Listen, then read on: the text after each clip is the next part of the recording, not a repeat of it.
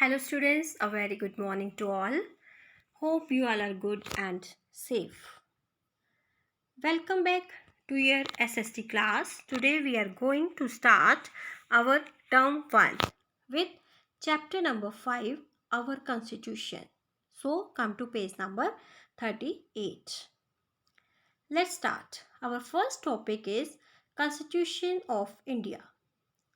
The Constitution of India is a document that establishes the political values, the powers of the government, and the rights of the citizens of the country. It is the supreme law of the country. So, what is Constitution? It is a set of rules and regulations according to which a nation or a state is governed. I will explain you this with the help of an example. Let us take an example of a school. In school, the class is going for a fixed time. There is lunch break for a fixed time. All the periods are going for a fixed time. Holidays are mentioned in school calendar. Everything is going in the proper way. How? Because of rules and regulations. So, rules and regulations are very important for proper functioning of anything. Same is the case with the country. If we want to run a country in a proper way, we need rules and regulations. So these rules and regulations of our country are mentioned in a constitution. So what is constitution? It is a set of rules and regulations according to which a state or a nation is governed. It tells us about the rights and duties of the citizens, powers of the government, how the government works. So, it is a set of written rules and regulations according to which a country runs. It defines the powers of the government and how the government works. It lays down the rights and duties of the citizens. It is the highest law of the country. It is the longest written constitution in the world. Why we need constitution? We need constitution because it includes guidelines and principles which are required for people belonging to different religious groups to live in harmony. So, constitution is very important to create harmony in a country. Need for a constitution. Before India came under the British rule, it was a collection of princely states. Then each had their own law based on separate religions, philosophies, and culture. When the British came into power, they ruled colonial India with India set of rules and structure of the governments which was similar to their own. It means before British rule, the India was ruled by different rulers. They made their own law based on the different or the separate religions, philosophies and culture. Then British came into India. They ruled or they set up their own rules and regulation to rule over India. So after great struggle, India became independent. On 15 August 1947, the India got independence on 15 August 1947 from the British rule. Then the leaders of the independent India had to form a government. For this, the Constituent Assembly was set up. Then the leaders of the independent India or the members of the Constituent Assembly were elected by the people of the India.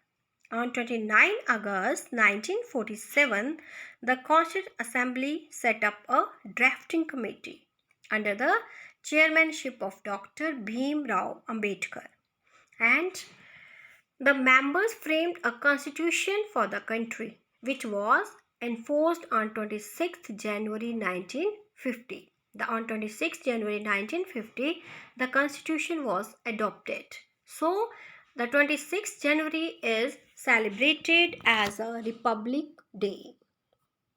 Next is nature of the Indian Constitution. The Indian Constitution is the longest written constitution in the world. It defines the structures, procedures, powers, and duties of the government. The Indian Constitution is the longest written constitution, and here the powers and duties of the government as well as the rights and duties of the citizens also defined. And on the right there is preamble to the constitution, and in preamble it states that India is a sovereign, socialist, secular and democratic republic, and the most important word written on the preamble is we the people of India. It means the people of India are saying to themselves that they are the people of free India. So, what is the meaning of sovereign? It is a declaration that the people of India have defined themselves as free people. Sovereign means that the people of India defined themselves that they are free. When they got independence, when India got independence, the people of the India declared themselves that they are free people. Next is socialist. Socialist means that there will be no discrimination based on the caste or the gender. All are equal in the eye of the law. Everyone has equal rights and opportunities to get jobs and earn their livelihood. All the citizens of the country have a right to live at any place to earn their livelihood, and they can travel at any place in the or any part of the country. Next is secular. Secular means that the citizens of the India are free to follow any religion, and the government will not favor any one religion. The people are free to choose the religion of their choice. Next is democracy. What is democracy? It is the type of government in which the people choose their own leaders who form the government. India has a democratic form of government. It means the people have right to choose a government. In India, the people choose their own government. Democracy means the government is of the people, by the people and for the people. Means all the citizens who are above the age of 18 years have right to vote in election and choose their government. Next is republic. Republic means that India has an elected head of state that holds power for a fixed term. President of the Republic of India is the sovereign head of the state of India. Republic means that India had an elected head for a fixed term, and then president is the head of the Republic of India for the term of 5 years. So this is all about the Constitution of India, where the rights and duties of the citizens, rights and duties of the people of the free India, the power of the government and the duties of the government are also mentioned. So students, read page number 38 and 39, the Constitution of India, need for a constitution and nature of the Indian Constitution. Thank you. Have a nice day.